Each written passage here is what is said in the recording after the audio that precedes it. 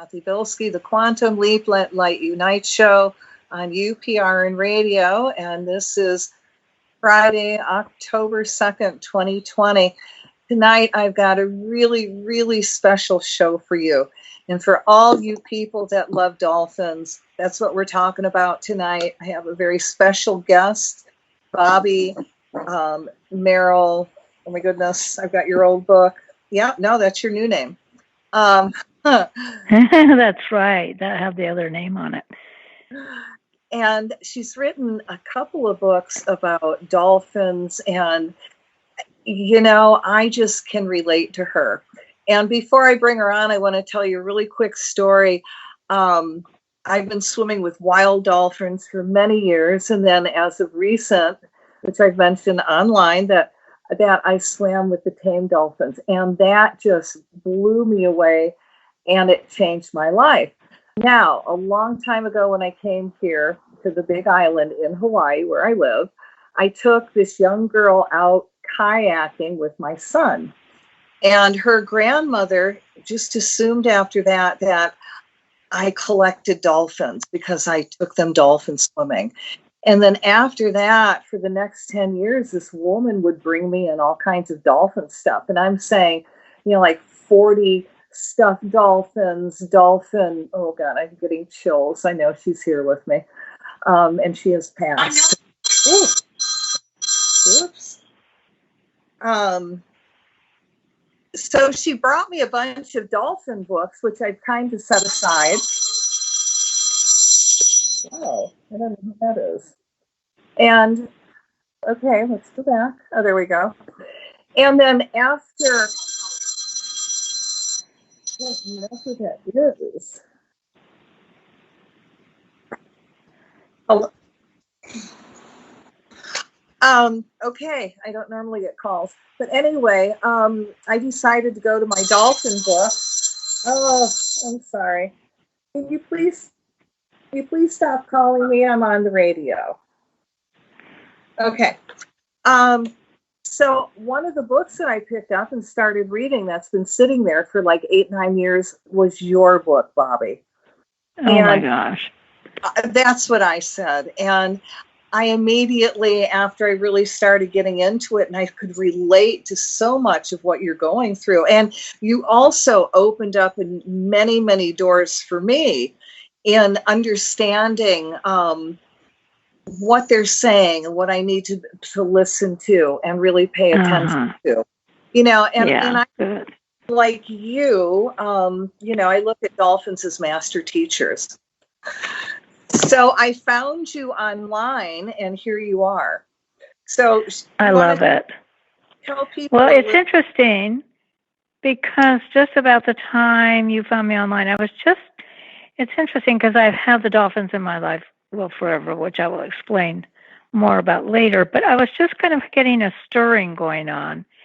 And I was really starting to just kind of be in the water with them. And, you know, here I am in Washington State up in the Olympic Peninsula, no longer in Hawaii, but I was just in the water with them, and they were just kind of hanging out with me. And then you connected with me, and I thought that was just really interesting. I just really felt that it was meant to be between us somehow. And here you were reading the first book, and I just finished the second book. So well, we're going to talk about your first book, which, you know, I find very exciting. And like I said, I look at the dolphins not as just like little happy fish in the water, mammals, but these really highly evolved beings that are way beyond master teachers that I can equate to some of the master teachers that I've experienced on this lifetime. And one of them is Satya Sai Baba from India. And to me, he was really highly up there. Yes. And it's interesting because I read his book just before I got in the water with the dolphins for the first time. So there was kind of a connection there too. You know, we talked a little bit while we were waiting for to come on air. And I really believe that we've actually swam with some of the same dolphins. Ooh, every time I say that, I get chills. Mm. Oh, I want to find out which ones now. So do you go to the Waikiola Hotel? Is that the one you go to, or the one down on the actually down on the water? it's I go yeah. ahead. They have lagoons, so it's Oh, in the water. okay. So I think it is. I think Eva might be there. So that would be very interesting because she was really the big teacher for me. Mm. She was born in the wild and she lived in the wild for a number of years. So she learned the ways of her family. So she wasn't as innocent as some of the other dolphins born in captivity. She was a healer, true healer dolphin. Worked with autistic children, and so I don't know if that's the one that you're swimming with, but we can find out later. Oh, absolutely. So tell us a little about yourself. Well, I was born in Hawaii. Actually, it's interesting because I was living in the Waianae area of Oahu, for those who have traveled to Hawaii and visited that island, which is a beautiful island. And when I was born, and off of Kaena Point, which is the area where I was born, is where the Hawaiians believe the spirits come into the world and leave. And the dolphins that I've swam with in Hawaii, the spinners at Makua, at that part of the island, are the ones I swam with when on my 50th birthday. So, but what I didn't realize until later is the dolphins were in the water when we were surfing as kids, but we didn't know there were dolphins in the water. That wasn't part of the culture in Hawaii in the early days. I was born in 1940, just to help people out with the dates here. And so it was really early Hawaii before so much tourism. And we would surf, and my mother would get nervous. She said she saw shark fins out where we were. And they were really the dolphins because they weren't swimming. You know, they were porpoising. They weren't swimming like sharks do. But we just didn't. We weren't aware. We were naive to the fact that they were there. And then when I was in my 40s, a few people started to swim with them in the wild. And I had been in touch with the ones at the Kahala Mandarin Hotel, was previously the Hilton in Hawaii, at the lagoon there. And so I decided I wanted to swim with the wild ones. So I made a point of finding people who could show me where they were. And that's when it all got started. And that then 10 years later, I published the book that you're reading now, Cathy. Wow. Let's just share some dolphin stories. Is that okay? And then we're going to get into what they want to teach us. Yes. Well, they do it in such an unusual way, because they'll, they're just playing with you and meeting with you. And, for some reason, when people are near a dolphin, they perk up. They just feel the joy and the magic. They know something special is there. And I don't think we really have understood why we feel that. And they spent 10 years teaching me what that's about and why we feel that feeling. And it started just, with my wanting to connect with them, and they're teasing me and connecting with me only on their terms and when they were ready. And so the first lesson that they taught me was that I needed to be attractive to them, and I need to be attractive to all of my dreams. And so that started me on realizing I really needed to get serious about being my higher self and not just have it as an abstract idea. And so when you say attractive, go ahead. When you say attractive, you mean raising your energy and really putting out good thoughts. Absolutely. Just being my very best self in a very real way, so that both my mind and my heart we're connected in that best place I can be, just really in the real, you're just going to revisit the purity of your soul before you get distracted by your grievances with the world and other people and all the things that keep your mind busy, and off the point of, coming from your heart and really being in love, with the world and what's in it and the people in it, and when you hold that place in your heart, because you're not letting your mind take you elsewhere, then they're magnetized to that energy. And that's why we're magnetized to them, because they hold that energy. Well, they're very telepathic too.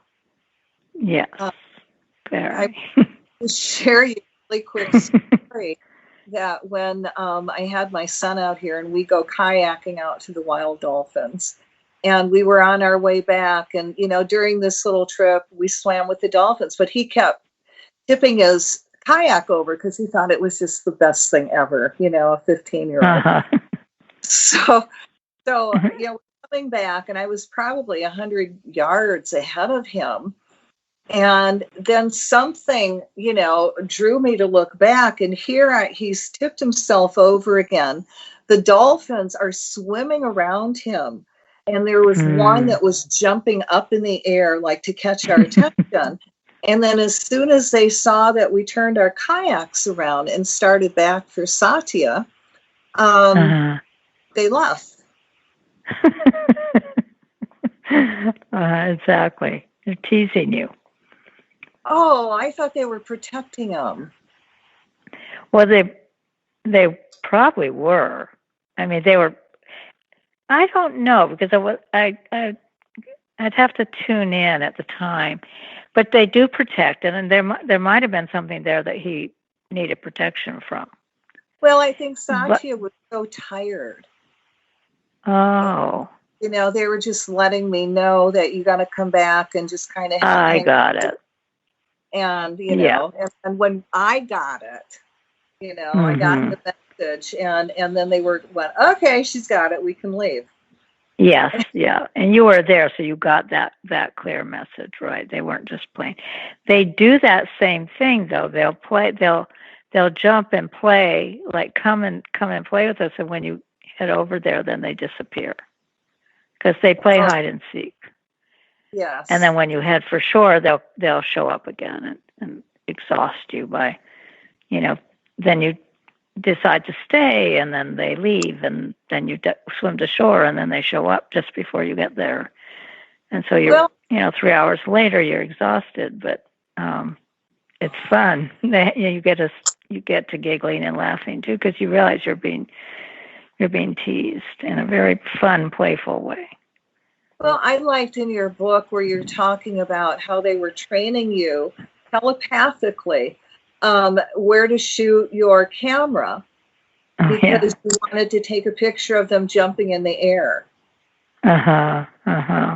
Yes. So that was funny, because it was very clear. I wanted a picture. I wanted to get my own photograph for the cover of the book. And so I was trying to get a picture, but I realized they jump, and I, would move my camera and try to click in time, and I just couldn't ever get there.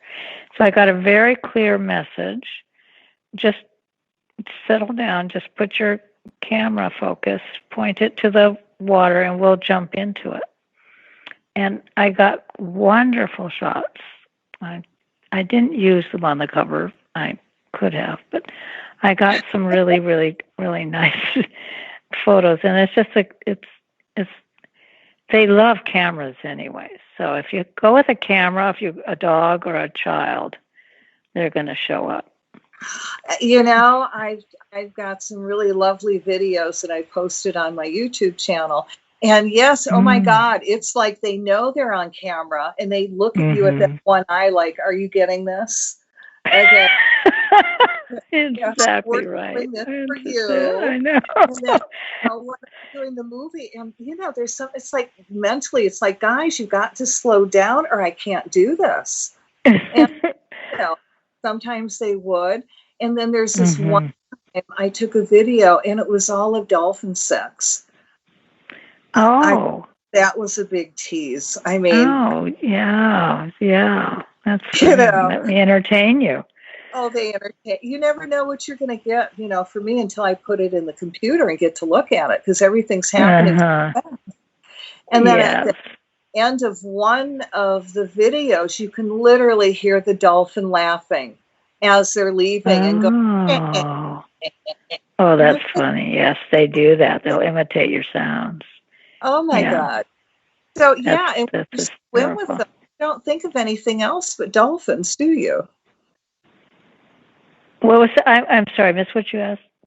Oh, when you swim with them, they bring you so much joy that that's all you think of is swimming and being with the dolphins. You're right.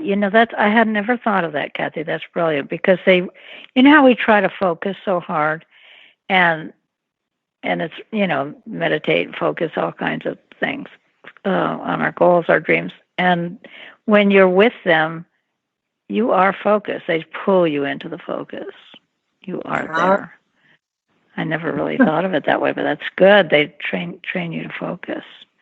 And that's true. I would say in the period that I was swimming with them so much, I was really focused. Mm-hmm. And it's not that, you try. It's just that they're just so much fun to be around. And you get in that joy. And I have to share something with you. Okay, now when I first started going with the tame dolphins, it's like, I don't want any kids around. I'm the kid. I don't want any little kid taking the attention away, right? All right, they let me do that for one time, right? And then after, I would go there, and there would be like 5 kids, and you're going, oh my God. And then you're learning, 2 of them are going in, you're going, oh my God, that's great, right? And so this last time, I really got the message, and they were just telling me, we like little kids, so get over it. Little kids around, and you're going to have to deal with it. Exactly. And so I had to change and laugh, and I go, okay, all right, bring the kids. The kids are joyful. If that brings you joy, I am so with it. Yeah. And the last time I went, literally, there was a family of 7. And you look and you're going, okay. This is funny. But that's what I mean, too. That's all part of their teasing. But then you learn that only 2 of the 7's going in the water. And you're going, oh, hallelujah. 2's not bad, right? So, as opposed did they all get in? Well, no, only 2 of them did, and not the 7. So, I'm learning. I'm learning to share better, and kids are great. That's really good. That's really good. That's a good lesson they're teaching you. I love it. So that reminds me of the man who was in Australia who had his dog in the car, and he left his dog in the car to go swim with the dolphins, and they didn't show up, and he did that for several days. And he finally decided to let his dog come with him, and they showed right up. And they went to the dog first. But they're just so, they know what you're thinking. I mean, I questioned it. I swam with them a lot, and I went to other places throughout the world. I didn't just do it in Hawaii once I got into it. And everywhere I went, they just make it so clear that they're aware of your thoughts. And it took me a long time to surrender to that, because I'm a highly logical person. And it just took me a while to really get it, that they were actually way beyond my intelligence, and they were clearly communicating with me, and they just kept proving it to me, because I was so slow to let it in. I wasn't. They got me more open to alternative, to quantum physics and alternative realities other than the ones we can see. And So they opened me to that. I wasn't open and then I went and swam with the dolphins like it sounds like you are. But they opened me to that. I think you're also talking about telepathy and how they can read our minds. And one of the things that really impressed me in your book, listening to the wild dolphins, and it's like, in there it says, if everyone could act like everyone was telepathic and we could really read each other's minds, how would we act?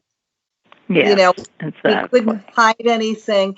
And I have this beautiful friend that I'm around that's very, very psychic, and she picks up my thoughts all the time. And even when I'm in a bad mood, and she'll come up with an answer. And, it got to the point, like, I don't want her to feel that energy. I don't want her to be part of it. So I had to be more careful with my thoughts when I'm around her, because she shouldn't have to, pick that up and have to address it and help me with it. If that makes sense. You know what else I did with that lesson, that awareness, that how wonderful it would be because their whole society, I mean, you just can't get away with things. You're not deceitful because everybody knows what's going on in their society. So I made a decision that I was going to tell my truth, even if I didn't have to, if other people didn't know. I wanted to say I was late for, some bogus reason, but I just really started to make myself tell the truth about things that I didn't even need to. And, it's so freeing. It's really interesting. There's a freedom that comes with that. And because it causes you to hold yourself accountable to who you are, because you're going to share it.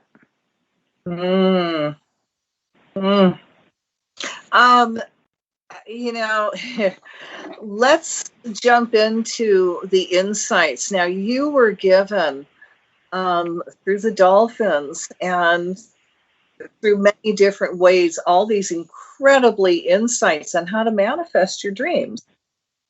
Yes.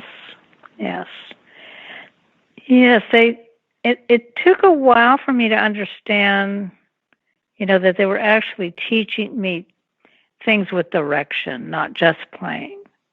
One of the first lessons was how to tolerate joy, because they would play literally, and I don't know if you notice this, Cathy, but when you're in the water with them, there's a time warp. Oh, and yeah. You're in the water, and it's just, you don't realize it, and 3 hours have gone by. And you have the energy to swim with them. And guys, honest to God, this is not, they don't go slow mode all the time. They're looking at and you've got flippers on and you're trying to keep up with the dolphins. So, just saying. Yeah. And so they'll play and tease and do all their games and, jump and leap and get you hysterically laughing. And then you realize, 3 hours have gone by and you're cold and about ready, for lunch. And I remember just being, getting the message that, I needed to, not in a scoldy way, but just, be a good idea to be able to tolerate more joy and not get bored with joy. And that was a big lesson for me, and I loved it. Just opening to just staying there, not having to leave and go do chores and things. And just being, and then taking the joy with me while I was doing the chores. But just learning to just be in joy and not needing drama and pain and hardship. Not needing to be entertained by pain and hardship. But they also teach you balance. If you're going to work, make sure you equal it out with playtime. Definitely. And have the work be play. I mean, make it that way. Just, be there in joy while you're working.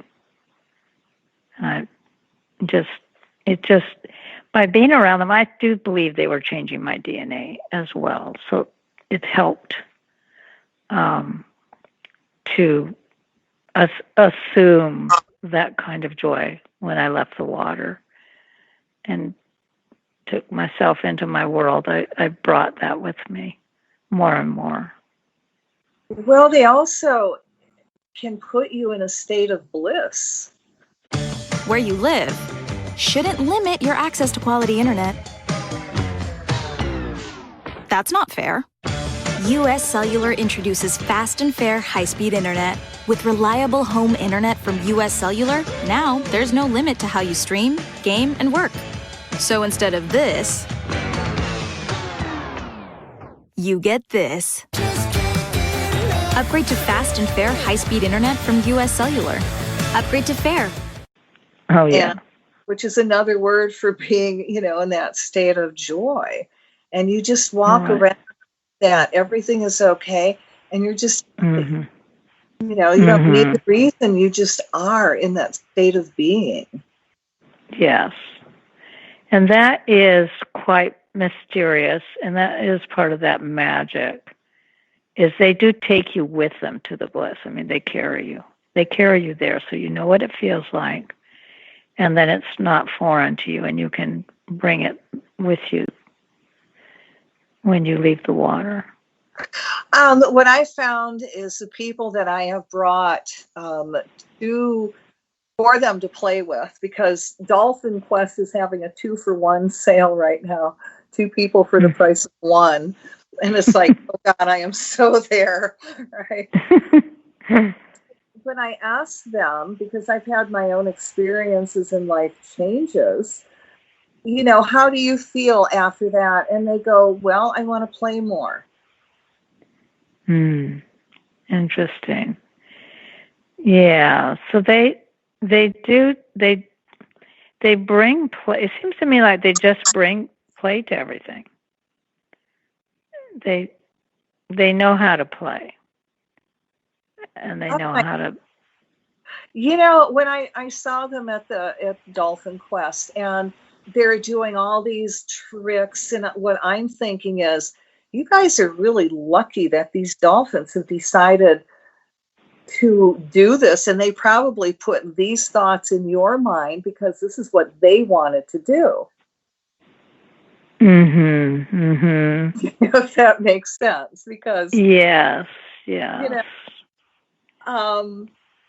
So it's funny because, I've read your book and I have been dealing with Dolphin Quest a lot, and the people know me really well, but I can share with them some of the things that you've shared with me in your book.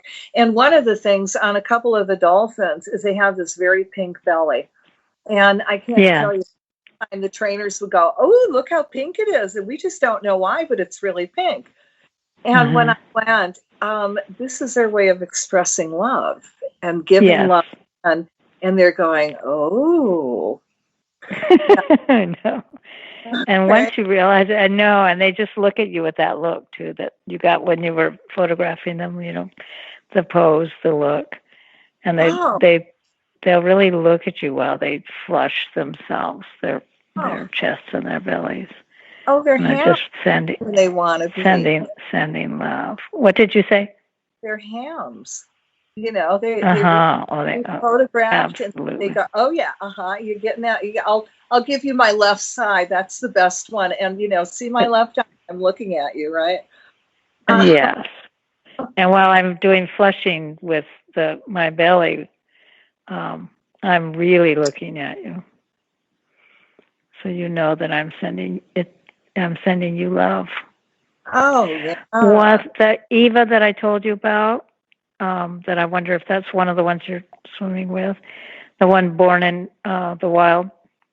Mm-hmm. She was pregnant with Hoku, one of her calves, and she was being transferred that day.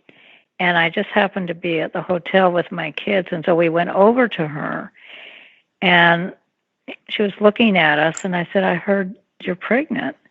And she turned over, and then she raised her belly up to the surface and flushed it really strong pink and just looked at all of us.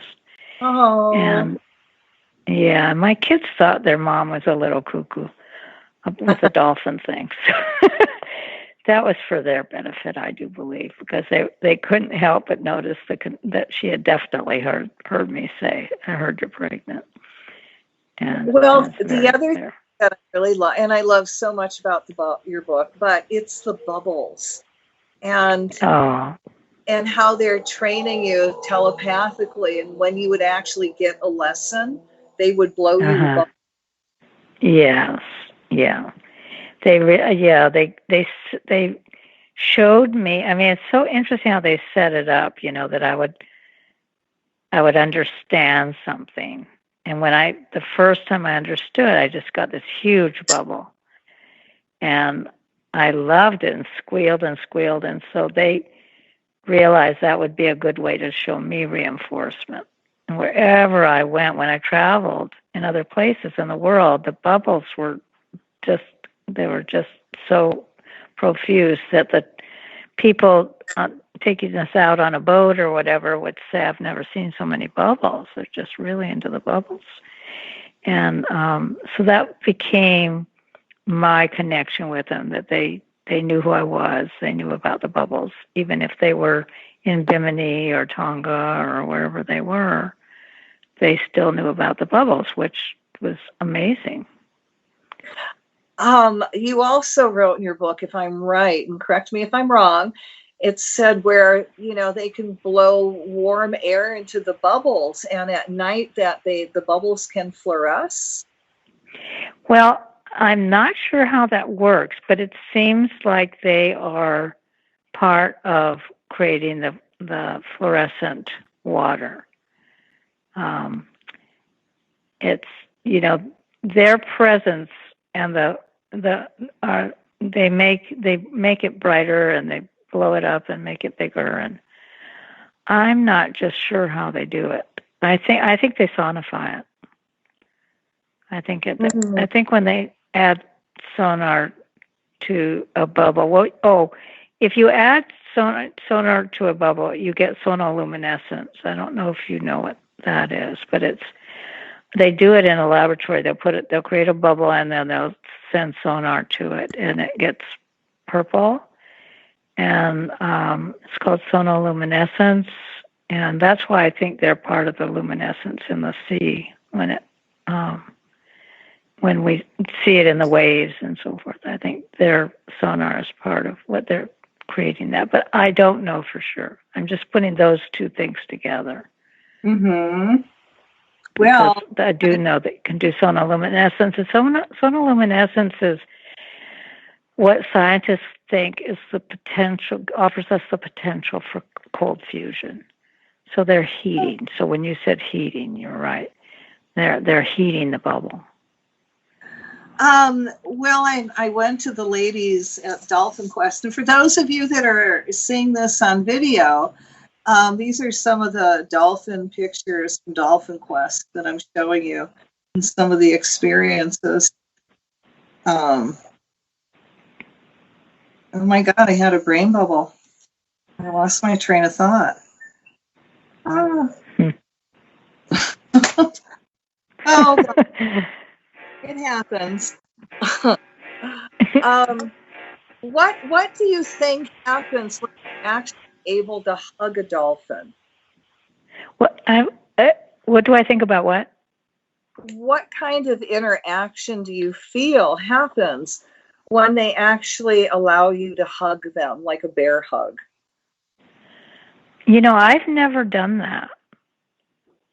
So when I was with the captive dolphins, I wasn't in the water. And no, I was communicating with them from the side. Mm-hmm. Mm-hmm. And I lived right there by the Kahala Mandarin Hotel. I lived in the area, so I was over there a lot with them, just hang out with them, and they'd rush up when I came. I mean, they knew who I was. Yeah. I But like you're to actually in the water with them. yeah, yeah, where you get to actually stroke them. And when I do, I work with energy. And this last Ah. able to go, I make these angelite healing tools with crystals coming out of it. And they allowed me to actually do some energy work on the dolphins. And they just laid there and they went, wow, they're actually accepting it. And yeah, so it's really, and they were really allowing me to release a lot of their energy when I held on to their tails. And when I do that, I start burping and releasing and letting go, which I better than farting. Okay? Oh, that's hysterical. Which I feel, that's an honor. You're allowing me to do this. Yeah. Well, they definitely, I have two stories that come to mind. The one is I was hanging out with Maka, who was a male at the Kahala Mandarin Hotel. And he had been scratched on his head, probably because he got in a little bit of a little battle with one of the adolescent males there. But he came over and he wanted to kind of let me know that he had been hurt, and he didn't think he was not too pleased about that, and he wanted to show me and have me feel sorry for him. But anyway, so I was sending energy to him, and I was saying, I'm just practicing Reiki. I really don't know how to do it, but I'm going to, do my best. And so then he's just went underwater and just sent water through the water to the other side of the lagoon, and it just snapped against the lagoon like like somebody had thrown a little rock or a bullet. And so he was kind of showing me, this is how you do it. And he definitely outdid me. You could really see that the energy of the water. But yeah, and being in the water with him, I really feel just worked. I mean, they've just sent me so much energy that I cramp. I even can get cramps. And I don't know if you ever cramp, if they send you so much with the wild dolphins. I've never equated the cramps to the dolphins. Like I said, you've been like, oh, yeah, okay, got that one. Yeah. Yeah, because there's just a lot of energy. And I vibrated afterwards. Have you ever vibrated after being in the water with them? Yes, this last time I was able to feel. It's like slowly they're showing me more and more of them, and when I was able to stroke the top, it was very incredibly electric. Mm-hmm. Yeah. And it's like they keep giving me a little bit more, like, okay, you got to come back. This is the lesson. We'll get you something else, next time. But yeah, they keep upping the lesson, the ante, what they're going to do. Yeah. Oh God, yes. And we have. See, I think that part of that vibrating is when I felt myself changing too. Well, they've changed me in many ways, and each time I've gone, something has transpired. This last week, after this last dolphin session, I couldn't do anything. I've just been processing, if that makes sense. I can't do the energy work like I normally do. I'm processing, and I've learned got to step back to move forward and allow that energy to settle in. But each time, like my income's better, and then they would have me go out and buy new clothes. You got the money, go do it, okay? And, I'm trusting. Right, that the money's going to be there, everything's going to be fine. And, you really need new clothes, so get with it, honey. And the other lesson was about the kids. Get over it.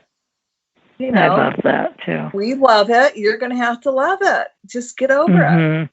Just because. Well, they did the same thing to me with the tourists. The tourists from Japan would come in large numbers, and they would go out on a commercial boat that didn't really show them how not to just chase the dolphins and, grab at them and everything in the wild. And so it changed everything for all of us, because they would just unload them in the water, and they were chasing the dolphins. And I was getting really upset about them chasing the dolphins. And so they came, circled me with their eye. One of my main guide, wild dolphin guide, circled me with his eyes closed, just ignoring me. And then he'd go and play with the Japanese tourists and, show me how much fun he was having with them. And he was not bothered by them at all. They were not a bother. And, he was fine. It was me that was the problem. And then I got a very clear message that my upset in the water was just messing up the water for them. And it wasn't anything they wanted to have to deal with that kind of energy. So I definitely got a very gentle but clear scolding for being, fussing over the way the other people were playing with the dolphins. Then later I found out that this was a group from Japan that protested the abuse of the dolphins in Japan and the eating of dolphins and everything. So they're very pro-dolphin, very positive group. And so they were there just really enjoying themselves, and the dolphins were enjoying them, and I was the problem. And that was a good lesson. I'm going to revert back to Sai Baba, because it's like the dolphins were giving them darshan.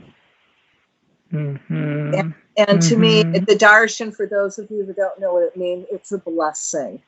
And when I went to see Sai Baba one time, he used to take candy, and people would bring candy and bless it and that good stuff.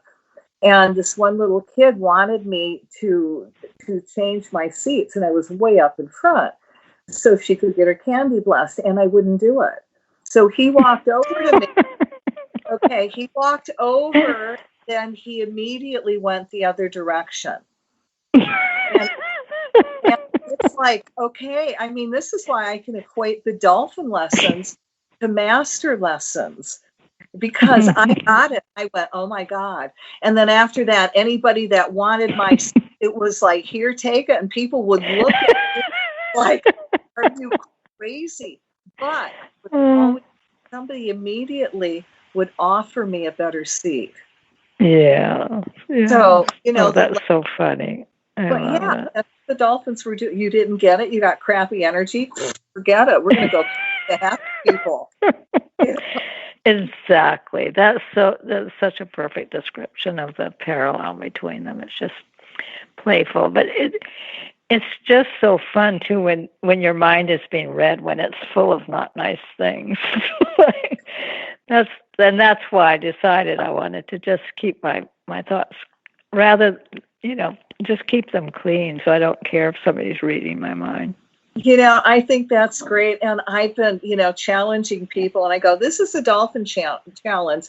Can you go for 12 hours, actually 24, but I'll take 12, without being negative and stay positive? And that means no snarky, nothing sarcastic. Yeah. And I would be going along the day, and then I swear to God, spirit, and I will blame it on the dolphins, they would send something in front of my eyes that, I mean, I really failed that test, okay? I would just look and go, damn, it would just come out. I know. Work on that, right? Well, I do. And why is that so hard for us? Because when you are in the water with the dolphins, that doesn't happen. They do kind of anchor you in the kindness and the good-heartedness and the joy, and if you do go out of that's just what they did. They showed me that I was off. My anger was what was soiling their water, and they didn't want me to soil their water. And the joy of the tourists, chasing them or not, was fine. They could handle them, and I was really chided, to be honest. I was like, we can handle it. We can get away from them. Don't worry about it. And I was just there with my rules, and feeling very silly once they were reflected to me. But They were if not you think about welcome. water and, the water, and they're in the water, and water holds energy and vibration, and our bodies are made up of mostly water. Mm-hmm. And, Mm-hmm. as it affects the dolphins, you can imagine how it affects people. Mm-hmm. Yes, exactly. But dolphins And they can clean it up too. They would. One of the things they did at Makua Bay is they would swim back and forth, just like they were racing. And somebody else noticed that they were cleaning the water. She was really good with the dolphins. She was the one that used to take the autistic children to the lagoon for Eva to work with. And she said, that it looks like they're cleaning the water. And I would watch, and it did. It just looked like they were really fast vacuum cleaners, just going back and forth and cleaning the water. And then the water just looked really just like white light, when you see that, just white light shining in the water and on the sand and the coral below. It's really beautiful. I don't know what your water's like where you are, where you're in the water with them, because yours is a lagoon, isn't it? It is, but it's really, really clean. I mean, super clean. And they've got fresh water coming in and out, and they've got, it broken off into a few different areas, and then the big lagoon at night they can go into. Yeah. But so I kind of threw it out at the ladies, and I go, well, are you ever around at night? And they go, no, that's their time. And I go, well, I kind of heard that maybe their bubbles fluoresce at night. And if you communicate with them telepathically and ask them, maybe they would blow you some. Fun. Right? You got to plant the seeds, right? Yes. That'll be fun now to watch for the bubbles. Oh, That'll be fun. And they would put the bubbles are really toroidals. So that's where the quantum physics comes in too. Or what? They're toroidal bubbles. They're how we're the best way to. Have you ever seen? And they have it on YouTube videos where the dolphins are blowing bubbles and they're spinning. Their rings are spinning. And have you ever seen how we're a toroidal, where we have the energy going up and then coming up like through our top of our head and then down around and comes up through us again? I'll tell you who. Nassim, Nassim Haramein has video of that. See if you can Google that and find it. It's really interesting because their bubbles are toruses, which is a shape in quantum physics.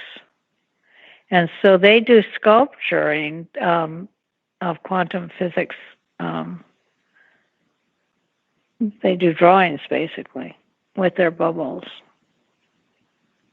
Good. It's really, I know. There's really so much that we're not getting. Yeah, I know. You can imagine it getting together, at the end of the day going, oh my God, we tried so hard, but they just didn't get it. I had a real slow one today. We need a special class. I have kids. Well, it took them 10 years to get through to me, but they did though, and so I'd get out of the water and I'd be downloading material from them while I was driving home. So I would dangerously write while I drove. Oh my God, that's how I wrote my first book. Oh, okay. Yes. While I was driving, it's like, okay. Oh, there's our connection. Is there any other way to write? That's funny. So, you are coming back next week. And yes, we haven't even gotten to manifesting and any other insights. Well, we have touched on them, but we need to touch on them in more depth so people can really start shifting their world and being good. better. Yeah. So the Listening to Wild Dolphins is no longer in print, actually, the one you're reading. And the new one that I just launched, is Compelling Conversations with Dolphins and Whales in the Wild. And it's a revision of the one you're reading. So, yeah, so it's not really, it is different, but it's revision. So a lot of the material is in it, and I expanded on it. Mm-hmm. And then I added some things, so it's longer. And anyway, so that is available on Amazon right now. But the one you're reading, individuals sell it online, so you could get it from an individual that's selling it. And